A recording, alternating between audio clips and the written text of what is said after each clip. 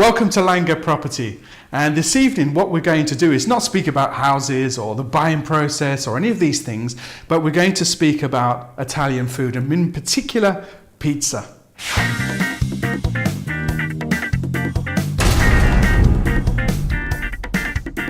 Now, of course, Italy is the birthplace of pizza, particularly Naples, way down south from here. But what we're going to do is do a simple recipe using simple things to be able to make great pizza. Because surely when you buy that great house here in the Langer or the Roero, what you're going to want to do is to be able to make your guests great pizza. The first thing you're going to need to do is to get a decent flour.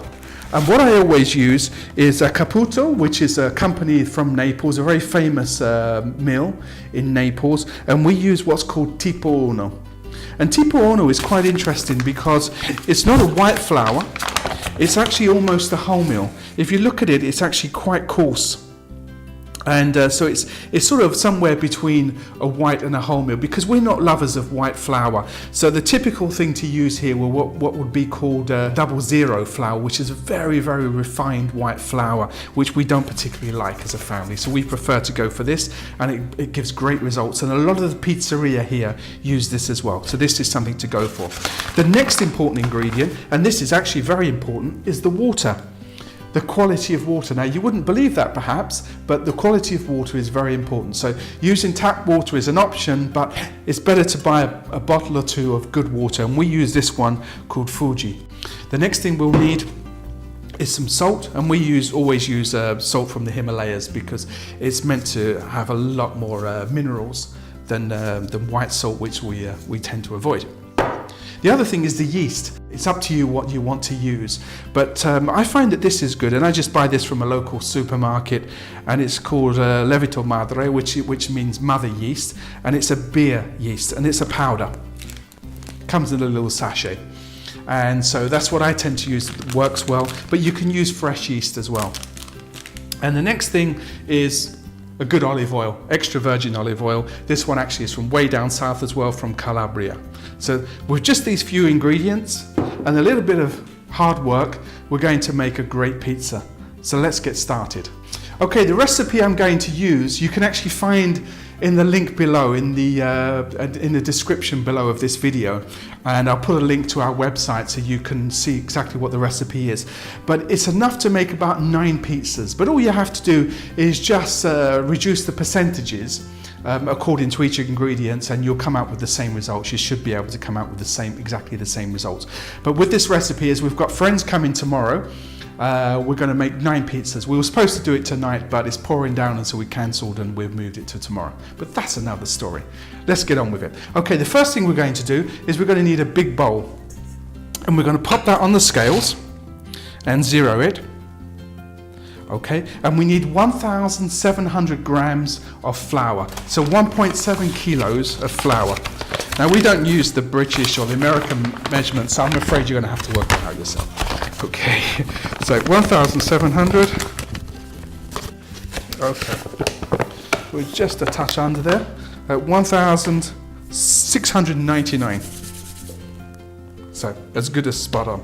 1,700 grams of flour. We'll shift that to the side because we won't need that again. The next thing we're going to do is to use 1 litre of water. And so what we're going to do is to put the whole bottle of water into another bowl. Okay. I must add at this point, I'm in no means a chef or a baker, that this is just purely a hobby. So no rude comments, please, about how rubbish I am, but I'm going to give it my best shot. The next thing we're going to do is to add the salt, and we need 55 grams of salt. So a little pot on the scales, zero the scales, and measure out 55 grams of salt. Okay, 55 grams. And what we're going to do, and then this is something quite different to baking bread, is we're going to mix the salt into the water first. So we're going to put all the salt into the water, and then swish it around until it's all diluted into the water. So what we've got there actually is very, very salty water. That's 55 grams of salt into 1 litre of water. Okay, that's that done. Okay, we've mixed the salt into the water, and now the next thing to go in is the yeast. Now, this recipe, if you're hungry, it's not the thing to do, because for this recipe what we're going to do is to leave it for about 20 hours to rise. So if you look at the clock up there, if we can see the clock there, you can see it's about 25 to 10 in the evening, on a Friday evening. And what we're going to do is eat tomorrow, probably about 8 o'clock. So in about 20 hours, you certainly don't want it to ferment more than 24 hours. So 20 hours is great. And so what we're going to do is put in only a very little amount of yeast. It's much less than what you use in bread.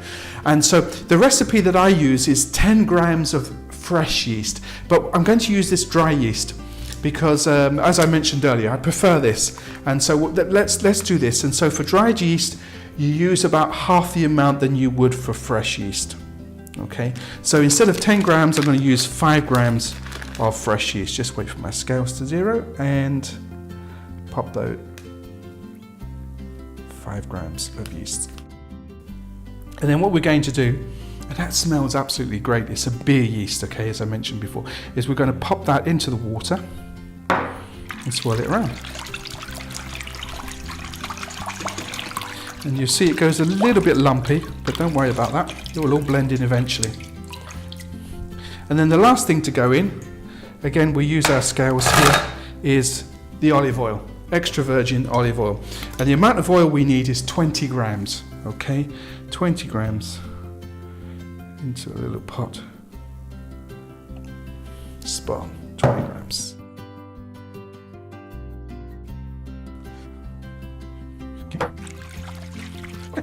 Okay, so that's our table cleared.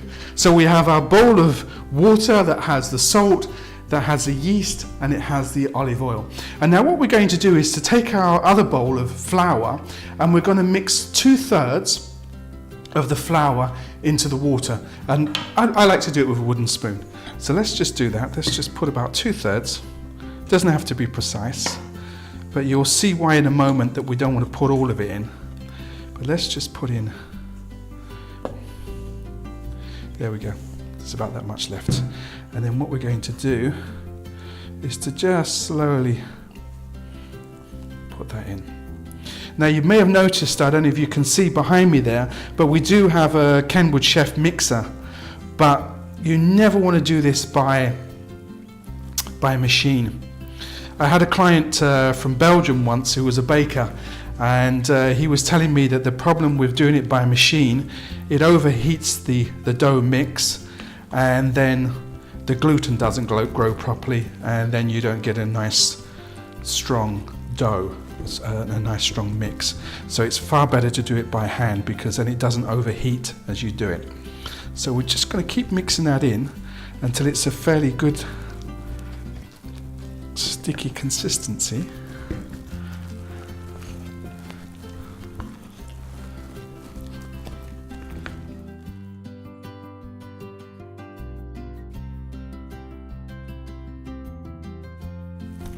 Okay, so you can see that what we've got here is a fairly sticky, gooey mix, but it's all stuck together. It's all a bit lumpy and a bit messy. It smells absolutely fantastic. But what we're going to do now is mix in our other 1/3. And so all we need to do is to put plenty down on the table. Okay, and then pour all of this onto the surface.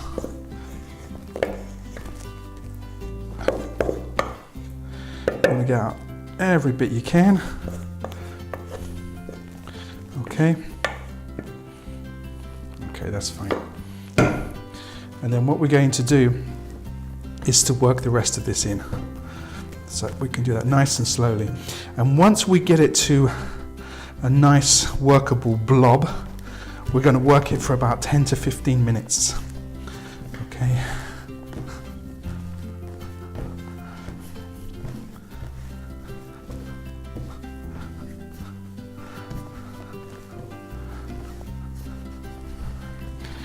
There you go, you see now that the bowl is empty, and so we're just going to mix in this last little bit. It's a good workout actually, especially this time of day.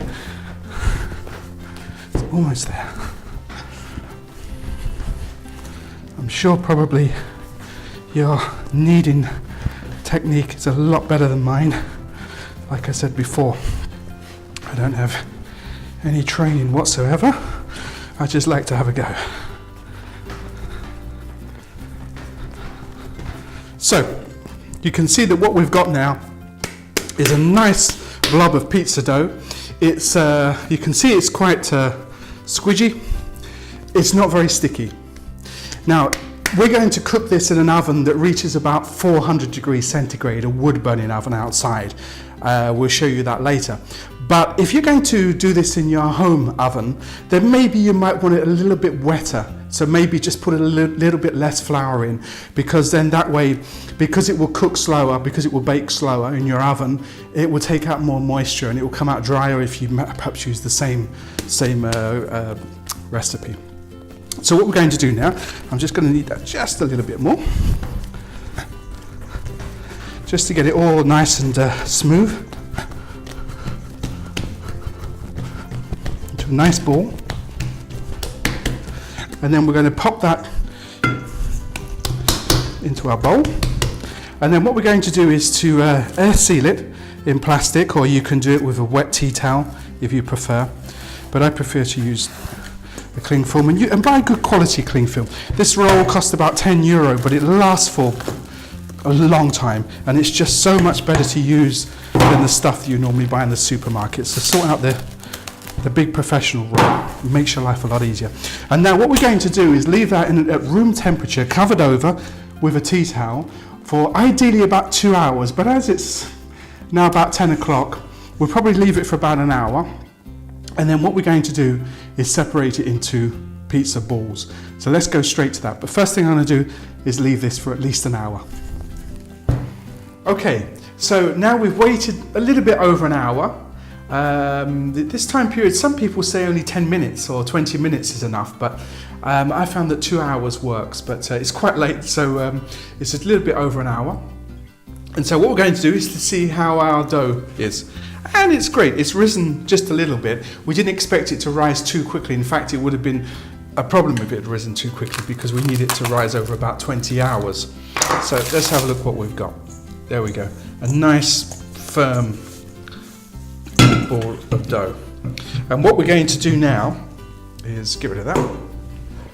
And we're just going to roll it into a bit of a sausage, okay? Because now what we're going to do is divide it up into its 9 pizza parts. And I'm going to do this on this chopping board so I don't ruin our table. And what we're going to do is each ball that we're going to make, it has to be around about 280 to 300 grams, okay? So what we're going to do is cut it off. Don't tear the dough, because that will tear the matrix of the gluten, which we don't want to do. So we cut that. I guess that's a little bit over. Okay, it's 330 grams, okay? So we'll go with that. And then what we're going to do is just gently mold them into little sort of balls, okay? And they should be nice and smooth underneath as well. You see underneath, on the top there, it's all nice and smooth, but obviously underneath it's a little bit more tricky. But we're just going to roll that into a ball, okay? And we can feel that the dough really is not very sticky at all. It's really dried out quite nicely, okay?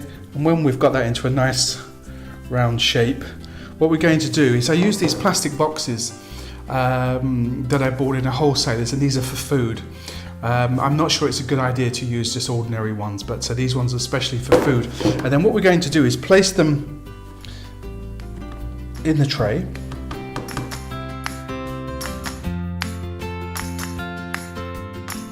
Now what we're going to do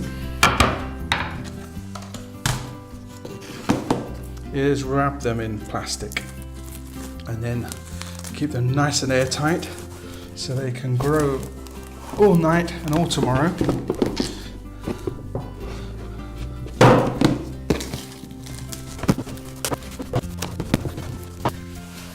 Okay, So we have 2 boxes of dough, and what I'm going to do is put them in a room. It's now the end of August, and so it's still quite warm here.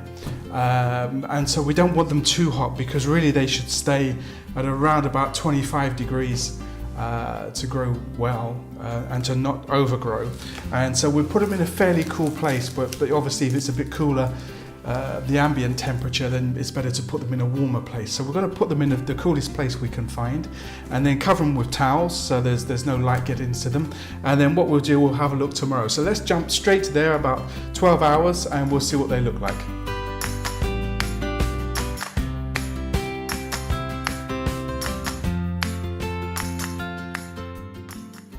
Here we are 21 hours later, and our dough has risen beautifully.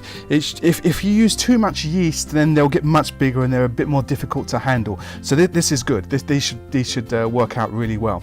And you can see our oven here is about 370 degrees C at the moment, which is a good temperature. It's about the hottest we can get this. It brings out good results. So let's start preparing some pizza. So the first thing we're going to do is to take one of our dough balls out of the box. But just before that, I'm going to put a generous amount of flour, the same flour we used for the to make the dough. Just flour your hands, and then just ease the dough ball from the box.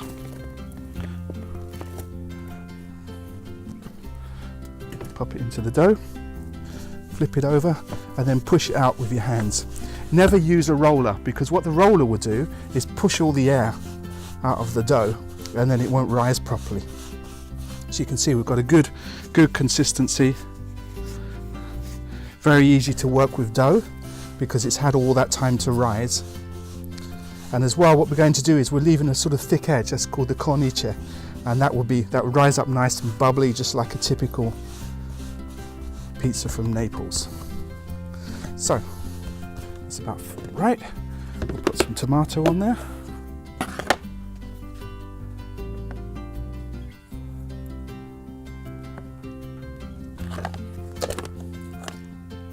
Some buffalo mozzarella.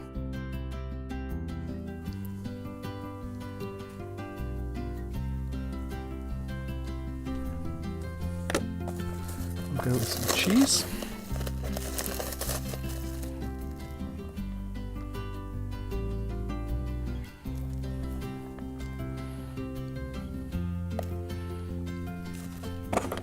Some cherry tomatoes.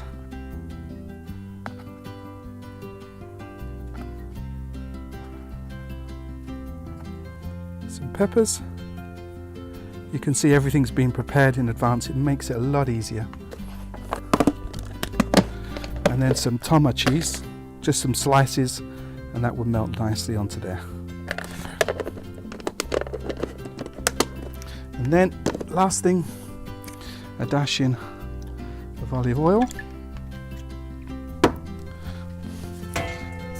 Now this can be the tricky bit, getting it into the oven. What you want to do is sprinkle just a little bit of flour on. Simple as that. And then we pop that into the oven. Okay, this pizza has been in a couple of minutes, so what I'm going to do, you can just see it's going brown around the edges, maybe you can see that, is we're just going to spin it. You can see there it's quite burnt on the back, so we want to get it even, so we're just going to pop that in and then leave it just for another minute or two. Okay, so a little bit overdone, but that's fine. There's our first pizza. Let's put it on the table.